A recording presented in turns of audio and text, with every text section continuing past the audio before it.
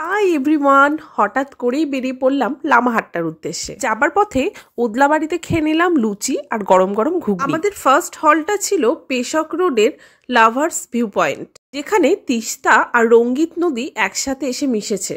অপূর্ব দৃশ্য এনজয় করে আমরা আবারও বেরিয়ে পড়লাম পরবর্তী গন্তব্যের উদ্দেশ্যে। রাস্তায় যেতে যেতে দেখলাম সমস্ত চেরি গাছগুলো ফুলে ভরে আছে।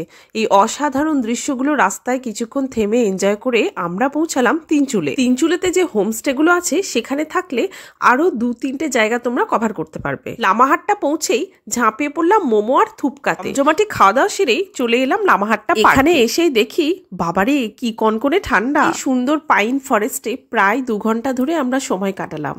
দার্জিলিং যাওয়ার পথে এই সাইট সিনগুলো তোমরা ইজিলি কভার করতে পারবে। মংপোতে রবীন্দ্রনাথ ঠাকুরের বাড়ি দেখে চা আর চিকেন ললিপপ খেয়ে রওনা দিলাম বাড়ির উদ্দেশ্যে। দেখা হচ্ছে নেক্সট ভিডিওতে, ততক্ষণের জন্য টাটা।